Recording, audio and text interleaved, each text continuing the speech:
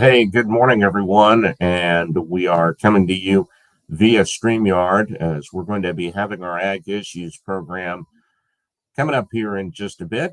And hopefully, we'll have an update on Shop Kansas Farms.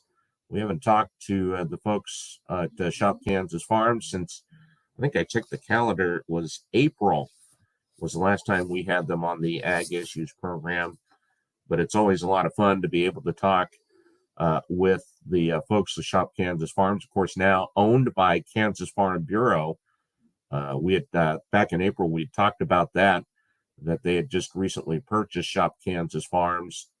And we're going to talk about that here in just a bit with Meagan Cramer, Director of Communications with Kansas Farm Bureau, and also talk with Rick McNary, who is the creator of Shop Kansas Farms as well. And we'll talk about that coming up on this morning's Ag Issues program here on 580 WIBW and also on our StreamYard feed being shown right now on our YouTube pages at 580 WIBW page, as well as our Facebook pages, both on 580WIBW.com and KansasAgNetwork.com as well. So we're just about ready to go on air, and so we'll probably have a little bit of a delay here. So stand by, and we'll come to you here in just a second.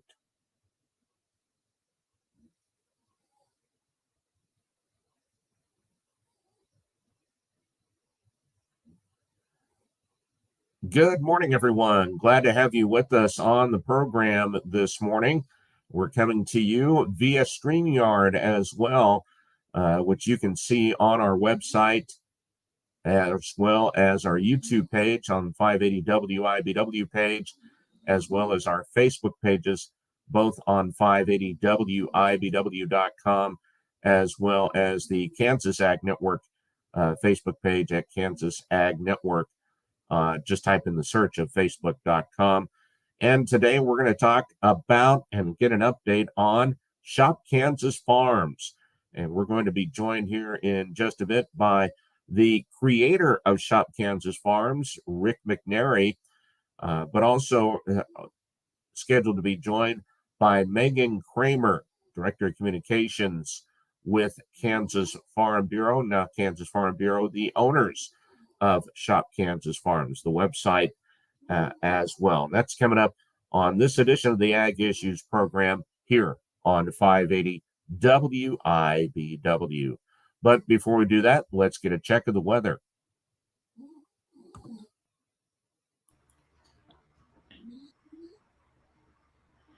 All right, we have brought into the picture here Rick McNary, creator of Shop Kansas Farms. Rick, good morning. How are you? I'm wonderful. How are you, Greg? Thanks for having us. I'm good. Oh, no, it's my pleasure to be able to do that. Just a little insider tip there. Sometimes if you're not on Chrome, you can get blocked. You aren't the first, Rick, that's happened to on our StreamYard feed. And I'm sure you won't be the last as well. So, but we'll be set to go here in just a bit right now. Live on 580 WIBW. We're getting an update on the weather forecast. My family and I just came back from a short little vacation in Branson late last week. Like everywhere else, it was hot, and further south you go, obviously a little more humid. But when we left yesterday, I think it was in the low 80s with the wind out of the north at 5 to 10. Nonetheless, that felt a heck of a lot better than what we had earlier. So no doubt. So everyone definitely enjoying that. And as many know, though, summer's not over, because we know, Rick, you know as well as I do, what could be coming weather-wise as well, with more temperatures, especially how many times I've seen it 100 degrees in the month of September. Oh, yeah. As well. So, all right. For everyone out there, stand by, and we'll get going on the Ag Issues program here in just a second or two. All right. Thank you very much, meteorologist Dan Holliday, with an update on the forecast. Right now in the capital city, we have a cloudy sky, 67 degrees at Bel Airport and 65 degrees this morning at Forbes Field. On this morning's Ag Issues program, it's a pleasure to get an update on Shop Kansas Farms. And we are scheduled right now to be joined, and we are indeed, by Rick McNary, who is the creator of Shop Kansas Farms. And he joins us on the program. And hopefully soon here we'll be joined by Meagan Cramer, who is Director of Communications with Kansas Farm Bureau. Rick, good morning. How are you? I'm wonderful, Greg. Good morning. Thanks for having us. Well, as always, very much appreciate it. I checked back on the calendar, and it was like mid-April when we last talked to you and Megan, but that was just getting the process started of the transformation, or at least the sale, and that Kansas Farm Bureau took over Shop Kansas Farms. But I know that's kept you busy, not only being involved with it, but some of the other projects you've been wanting to do as well. Yeah, it was a wonderful transition. As I mentioned in our previous conversation, it was a stewardship issue for me. Shop Kansas Farms continued to grow and impact and reach. And as a one-man show, I just couldn't handle it all and knew that it had the potential to reach so many more people in Farm Bureau. And of course, I'd been writing for them since 2015 as a freelance writer, just about farmers and ranchers, because I wanted to know who they were and how they lived and how they thought and how they worked. And so I had a great relationship with them already. And when I approached them, they were excited about it because it gave them a capacity to help in new ways with their people. In so many aspects too, the dynamics of, when we first talked, I think it was like 3 or 4 months after the creation of Shop Kansas Farms. And, we were excited when you passed 50,000 people who joined. I distinctly remember that. But it's just the growth, the dynamics of how this has grown to what it is today, too. Yeah, currently we're over 163,000 members just on our Facebook group. And of course, we have newsletters that we send out with an open rate of like 45% at times. Excuse me. And people are really interested. And so when I talk to especially farm and ranch groups, and I love talking to them because I have a speech about why they are my heroes and our culture's heroes and how important they are to the world. So that usually goes over well. But I also talk to them about if there are any of them that are interested in learning how to do direct consumer sales, just know that behind me stands the population of Topeka plus a few small towns thrown in, of people, of consumers that make up the bulk of our page or our group. And they're really asking, how can we buy from you? And it's not always easy. As they've learned, the direct consumer, there's a whole different thing for that. But just to know that really behind me stands 163,000 people that really want to buy directly from the farmers and learn about them too. The best thing about all of this, Greg, is that people have learned to love the farmers and ranchers like I have. As we mentioned earlier, the fact that Kansas Farm Bureau has officially taken over Shop Kansas Farms, and we're pleased to be joined now by Meagan Cramer, Director of Communications with Shop Kansas Farms. But she has been there with you since the beginning, the creation of the Facebook page, now the website, and now, of course, as the ownership of Shop Kansas Farms. And Meagan, when we last talked in the month of April, by the way, good morning as well. Good morning. When we last talked, it was just into the process of Kansas Farm Bureau officially taking that over. So I was just curious as to how things have gone here as Kansas Farm Bureau is the official owners of Shop Kansas Farms. Yeah, so it's gone really well because Rick is still part of it. I always say that without Rick, Rick's vision and leadership, it just wouldn't be the same Shop Kansas Farms. So we rolled out a new website on Ag Day. It just has a little bit more work behind the scenes. So we rolled that out, and we are now working on the next market of farms for Caldwell, which is super exciting. So a new area of the state to have an event in. And we just met with the folks in Rice County yesterday with the Harvest Hub, which Rick had started working with them before we purchased Shop Kansas Farms on this idea of a regional food system. And it was just really fun to sit down and talk with them and talk about all the work that they've already done and see the progress that they've made. So really exciting stuff happening. Speaking of which, let's take the regional food system first, but obviously we're going to get to the next Market of Farms event. Regional food system, Rick, and what we've been able to see and what USDA has tried to do as well. Can you talk about regional food systems and how that process works? You bet. Dr. Kurt Kastner, Director of Food Science, back in 2011, really broke it down simply for me.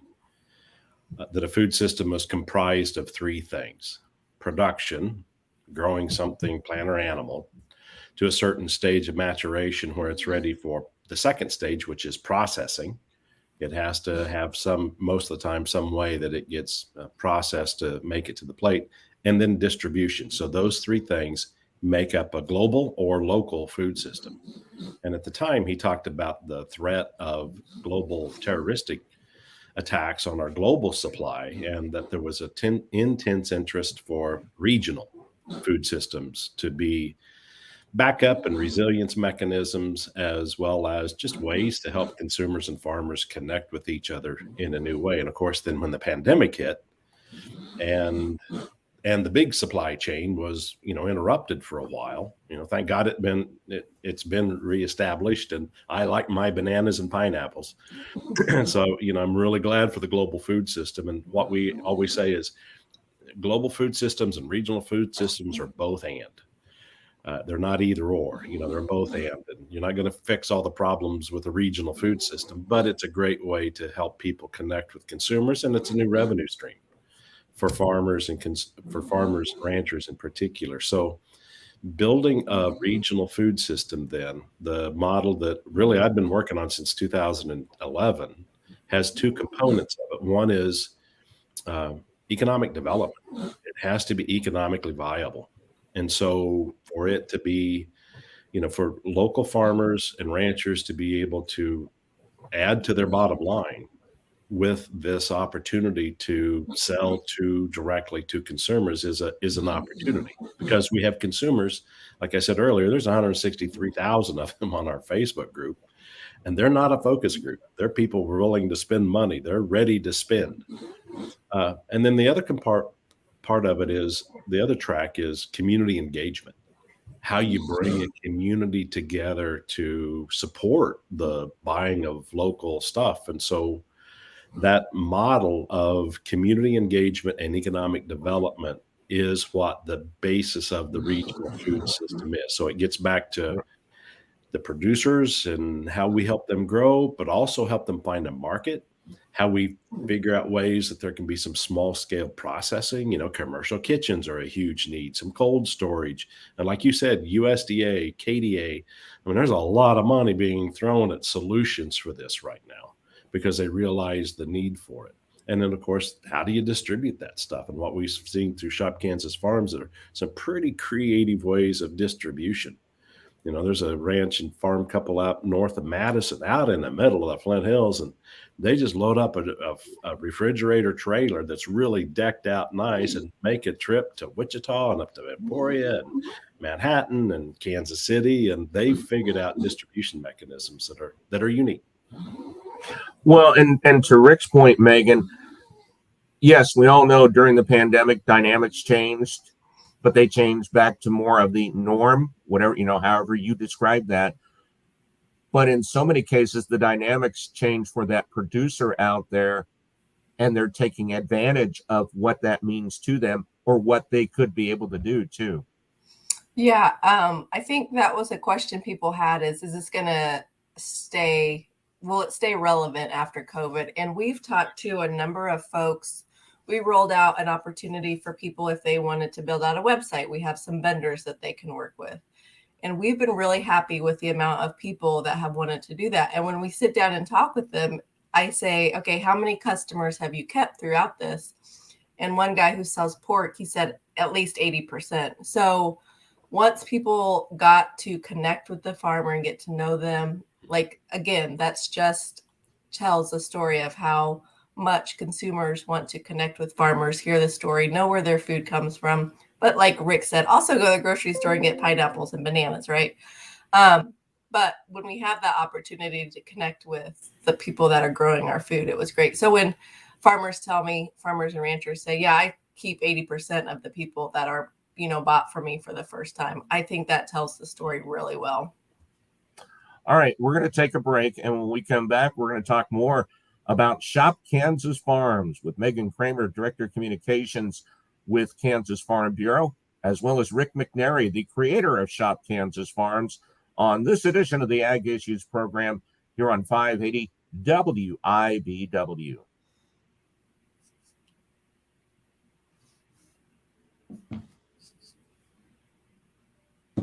All right, we are clear right now. We're going to a commercial break on 580 WIBW.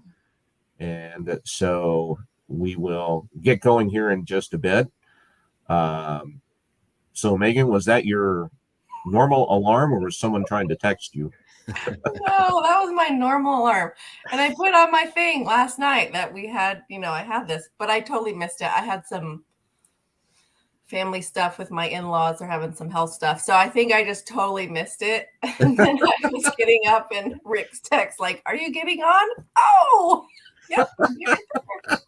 Luckily, I didn't have to go too far for the studio, right? Exactly. No, exactly. Yeah. Mm-hmm. So yeah. that's at least Rick was there. Well, no, and that's like during the pandemic, I could do ag issues from home. Yeah. And then it's just kind of like, I like this. Exactly. By the way, we're giving away all of our secrets, so Right. that's okay. So, yeah. But there are just advantages of, when it's dark 30, it's dark 30. Right. Right. You can't change that. So, mm-hmm. Yeah. But jokingly, the ability to drive when it's light outside versus when it's dark outside. Mm-hmm. All right. Okay, stand by.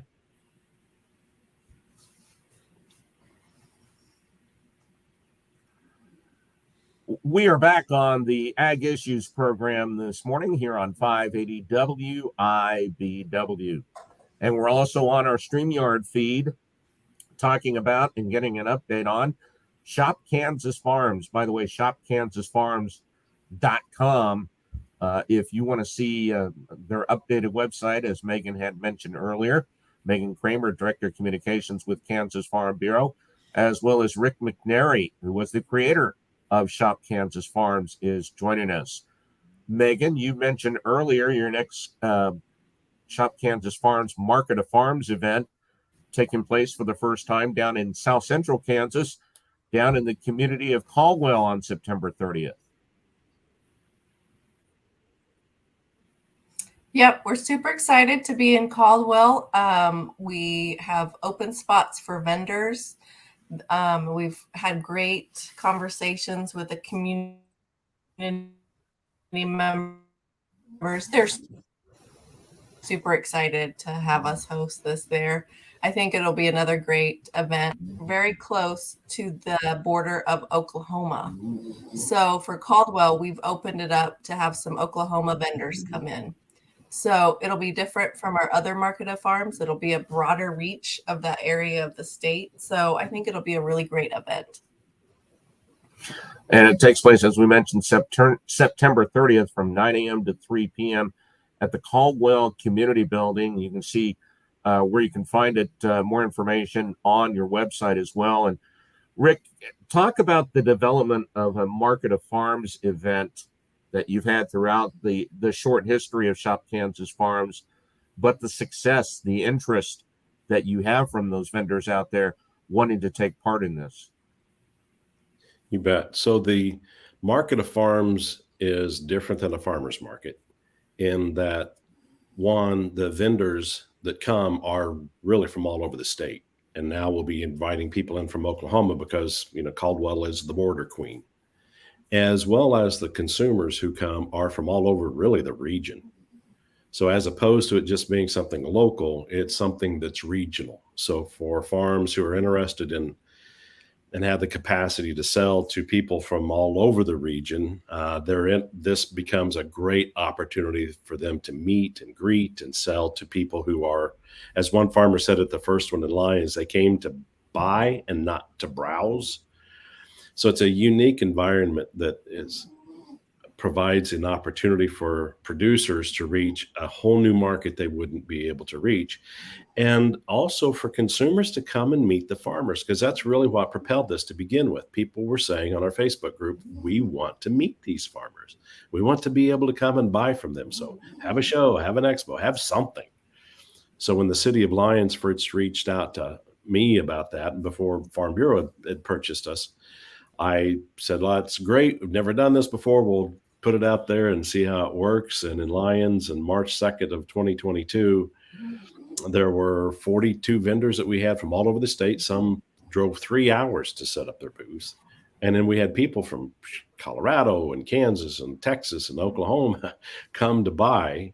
And in fact, more than 1,400 people arrived at that first Market of Farms. The people of Lyons said, we knew they weren't from here because they parked in our parking lot wrong.